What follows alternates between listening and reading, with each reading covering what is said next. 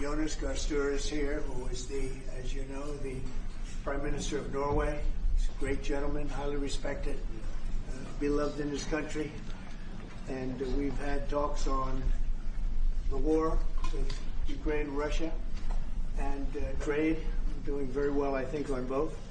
We've had some pretty good movement in every respect. The war is very important that it ends with, I used to say, 2,500 people a week dying, young people, mostly soldiers from Russia and Ukraine.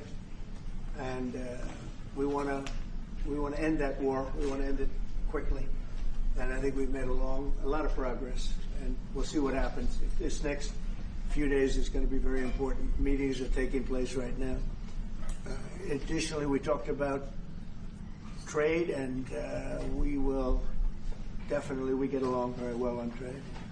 We'll do something, but I think the Prime Minister knows that over the years the United States has been very good to a lot of people, and it's time for us to benefit also. So we're going to have a good relationship on trade, and we discussed other things also. But Mr. Prime Minister, it's an honor to have you at the White House. Thank you very much. Well, thank you, Mr. President. This year is 200 years since the first immigration from Norway to the U.S. We come here early in your term. Appreciate that you take time. We have highlighted that very close cooperation. We are allies. We look after security in the north, in the Arctic. A lot of confidence between our services.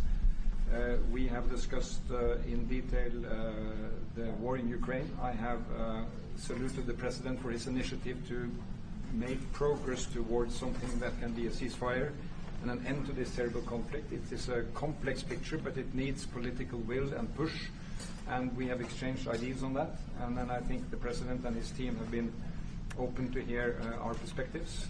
And on trade, we have also emphasized that we can benefit, both of us, by trading. We can be complementary, and we can find good solutions. But first of all, I appreciate, Mr. President, the spirit and the tone of this conversation, which has been a confirmation of a very strong partnership. Thank you very much. Appreciate it. Any Mr. questions? President, can I ask you Yes. first, Mr. President, have you spoken about the tariffs that you want to impose on Norway? Is there a chance that you can lower We spoke about trade, those tariffs? and we understand each other very well. I think we'll have no problem. You think that you will get an agreement? I think we'll have no problem whatsoever with Norway.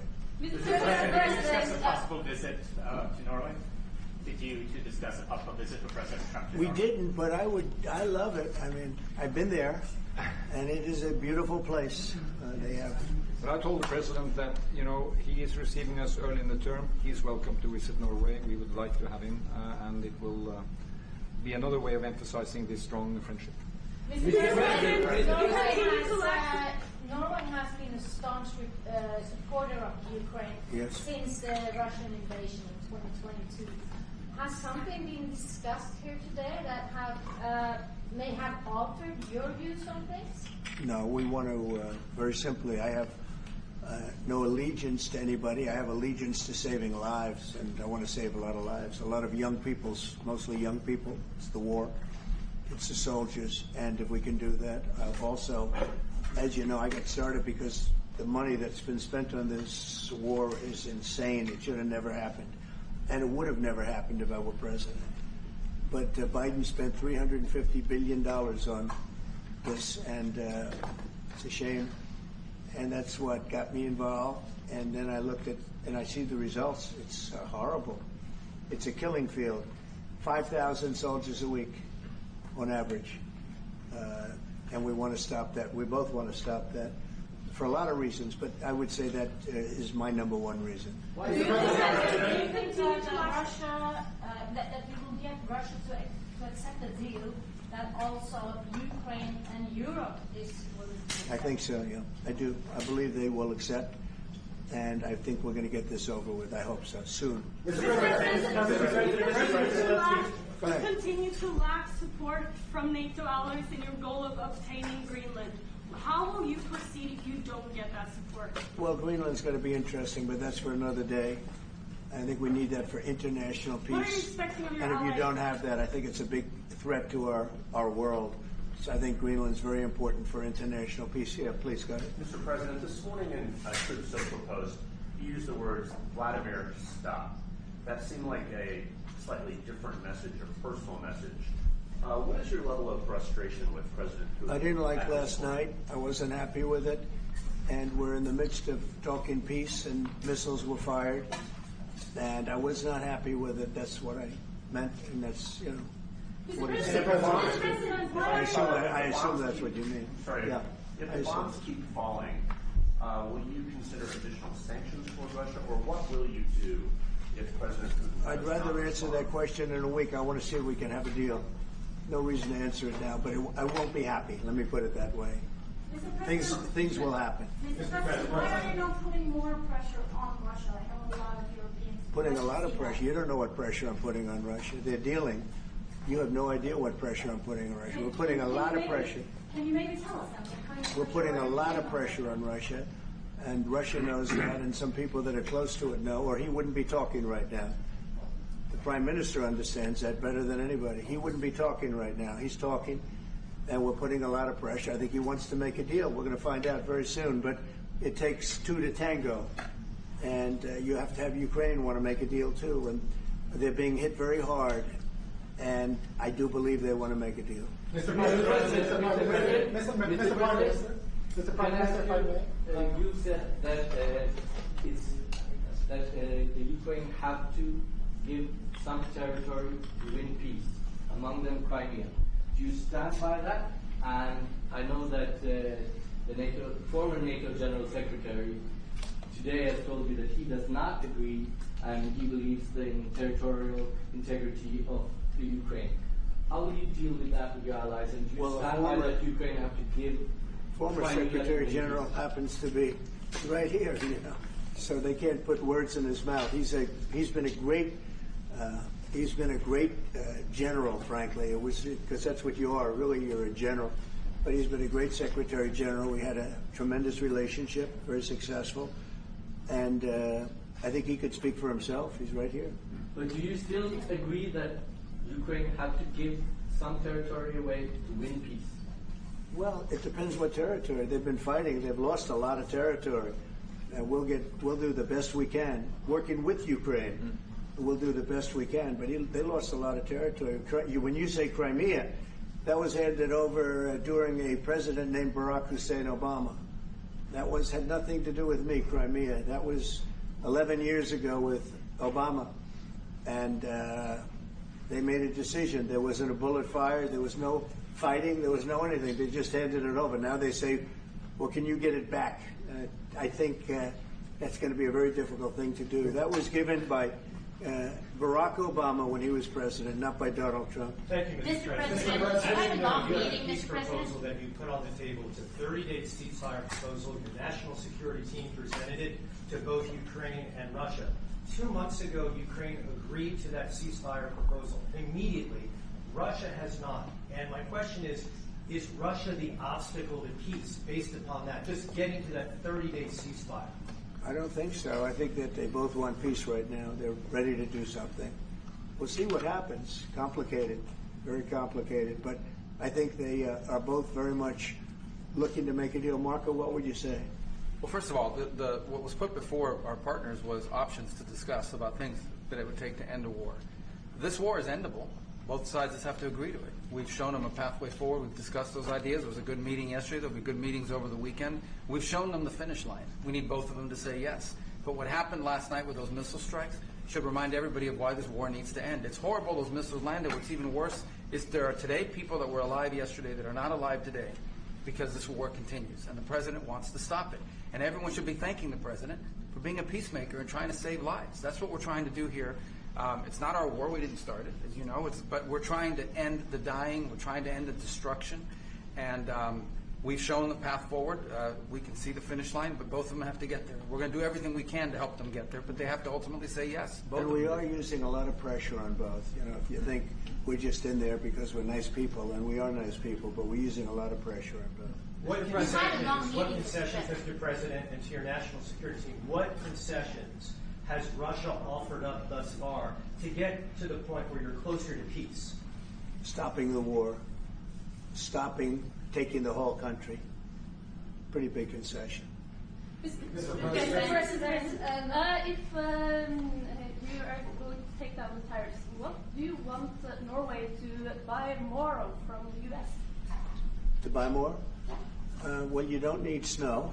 You don't need skis. You don't need ski champions either, right? You have a lot of them. We just want to keep the relationship the way it is. We've had a great relationship. I think now maybe closer than ever, but we've had a great relationship with Norway. I think just keep it the way it is, kid. You can't do better. Really? Not even by, say, well, if they want to give us some additional concessions, that's okay. You can't do much better. Yes, yes. Mr. President, you had a long meeting with Norway today. You said that Norway is doing a lot of things right, but on the Ukraine, if I can ask both you and the Prime Minister, did you find common ground today on Ukraine and the peace plan? Totally. It's totally common ground. The Prime Minister can speak about it, but I can just say he wants to see people stop dying more than anything else, and he'd like to see it end. He's going to help us end it. Mr. President, can I say that to move towards an end of this war, U.S. engagement is critical, and President Trump made that possible. That is clear. That is obvious. It's really happening. Now, the important thing is that both parties have to know that they have to deliver, and they have to feel the pressure to deliver.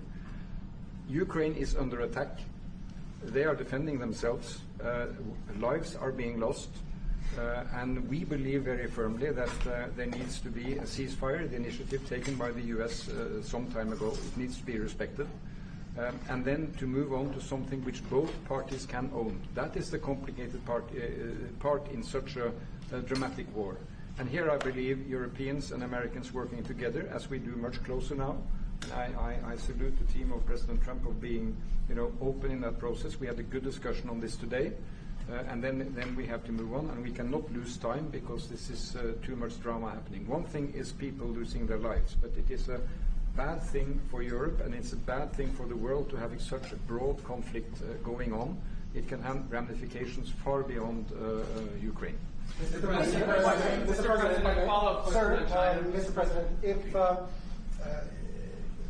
I forgot my question. I wanted to ask about. It's all right. That happens. It happens sometimes. Yeah.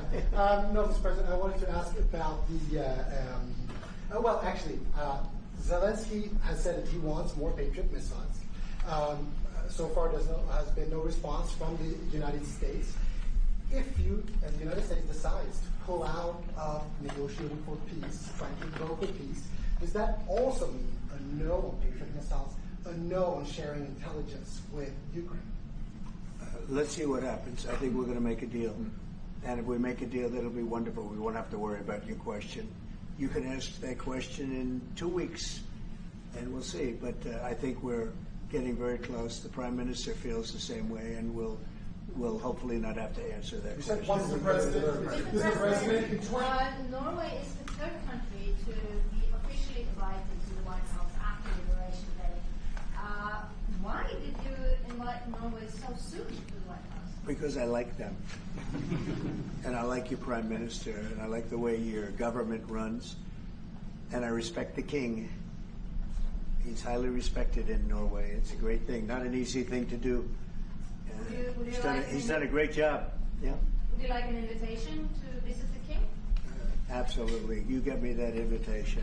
I just told the President he's welcome to visit Norway. President Trump, first like Carmen, you said before that you like the Norwegian Petroleum Fund, and I'm wondering if that has been up for discussion today, the way that we have structured our money and whether. Well, this fund was created in the late 1990s to save for future generations the income from oil and gas. Norwegians should continue to work as hard, dedicated, innovate, and move forward, despite having these incomes, which we happen to be in the period or history where we can harvest, and we have transferred that into investments, half of them, by the way, here in the United States. Mm-hmm. So I think this is a model which we have been able to explore. If we can share experiences, and we do with our colleagues in the U.S., you never copy this one-to-one, but there can be techniques and way of working that we have used in organizing our fund. Jens Stoltenberg was the finance minister when the first dollar entered that fund, so he's a safe hand to have as a finance minister today. What do you say? No, and as you said, Mr. Prime Minister, we are ready to sit down with the U.S. To also work with them on if they want to establish a sovereign wealth fund, because we have a good experience with our fund. And I think that one example of how we work together with the United States is that half of the fund, close to $1 trillion are invested in the United States, mainly in equity, but also some in fixed income, including government bonds. So this is an expression of trust in the United States, expressed by the strong investment of the sovereign wealth fund. Then just briefly on Ukraine, since it was mentioned, we had a very good and extensive discussion about Ukraine, the path forward to peace. And as the Prime Minister said, we commend the US for pushing forward to try to find a negotiated solution. At the same time, we need to continue to support Ukraine. And therefore, I'm proud that Norway has actually tripled the military support to Ukraine. And this year we will allocate close to $8 billion to Ukraine. That will strengthen them and also their hand on the negotiating table.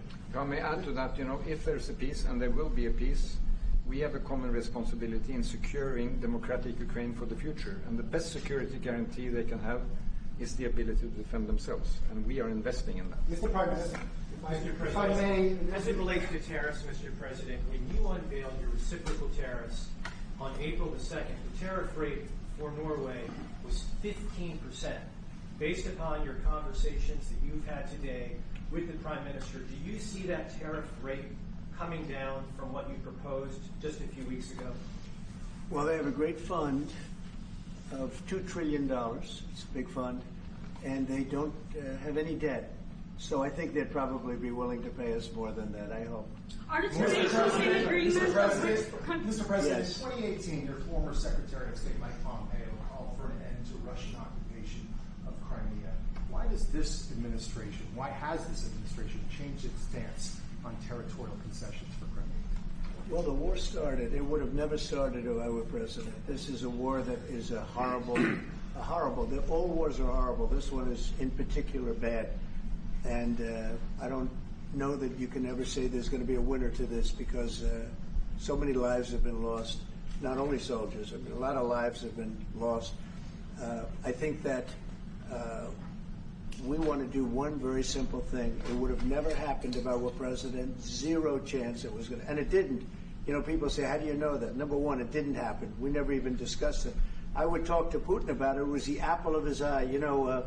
Ukraine was the apple of Putin's eye, but there was never even a thought that he'd go in. And I think he understood that I would not be happy if he did. And it was only when I got out, and when you mention what happened to Ukraine years ago under President Obama and a vice president that was also president later, unfortunately for this country, what happened is large chunks of land were given up, and it was called Crimea, and that was a big thing. That was a big moment. But this isn't my war. This is Biden's war. This is a war that Biden was president when this war happened. But I'm trying to put out the fire, and I think we'll be successful. And if we do, we're going to save a lot of lives. Otherwise, and the Prime Minister had a statement. He said, "This is just a point in time. We're very lucky because this is a point. And if this doesn't happen, this could go on for a long time." Mr. President, will you have meetings with other world leaders when you're in Rome, sir? Future Democrat president? I don't think he will. I think he wants to make peace. I think he wants to end it, and I feel pretty confident of that. But we're gonna know pretty soon. Mr. President, will you have meetings with other world leaders when you're in Rome? Yes, I will. Which leaders do you want to meet, sir? Well, I'd like to meet them all. That would be nice. I'd like to take care of all of them, but we have many of them there, and they all want to meet. They want to meet about trade. And we are making some great inroads and great deals. You might want to speak about that, Mr. Secretary. We had a very successful bilateral meeting with the Republic of South Korea today. We may be moving faster than I thought, and we will be talking technical terms as early as next week as we reach an agreement on understanding as soon as next week. So South Koreans came early, they came with their A game, and we will see if they follow through on that. President Trump, you're rounded up for the first time. Do you think you deserve the Nobel Peace Prize if you manage to create Do I deserve the Nobel Peace? If you manage to create peace? Well, maybe for the Abraham Accords. I don't want to get ahead of myself on this one, but they say for the Abraham Accords, and by the way, speaking of that, we're going to be filling it up. A lot of countries want to come into the Abraham Accords. You know, we have 4, and Biden did nothing on that one, too. It's the same 4. But they're great countries, and they were brave doing it, and it's worked out very well. And we're going to be filling up the Abraham Accords. They're going to be, I think, filling it up very rapidly. Mr. President, could you say something about that? There's great, enormous opportunity to grow the Abraham Accords. But I would just point to one thing. Of all the leaders in the world today, no leader is working harder to prevent wars or end them than President Trump is right now. That's why we're talking to Iran. That's why we're engaged with Ukraine and Russia. It's the desire to prevent these wars from breaking out and to end the ones that exist already. And again, I just think it's tremendous for our country to be led by a president who desires to bring peace and establish peace and protect peace. So it's hard work. Mr. President, you know, Marco just mentioned something that maybe we should talk about for just a second, if we could, Mr. Prime Minister. And you're involved in it, too, because you've been involved in the world and peace. But I think we're doing very well with respect to Iran, and we're having very serious meetings. And there are only 2 options, and the one option is not a good option. It's not a good option at all. And I think we're doing very well on an agreement with Iran, but that one, we're doing a lot of things, I will say, but that one is well on its way. We could have a very, very good decision, and a lot of lives will be saved. Mr. President, on the economy, there was a slowdown. Mr. President, on the economy, there was a slowdown as it relates to home sales in the month of March, the slowest pace since 2009. Is that an economic indicator, and perhaps the Treasury Secretary can weigh in on this as well, is that an economic indicator that concerns you about the broader U.S. economy? No, they had very good numbers on housing today, extremely good numbers, and that's despite interest rates, because, you know, if you look at what happened, everyone said, oh, I said I was going to get prices down. I did.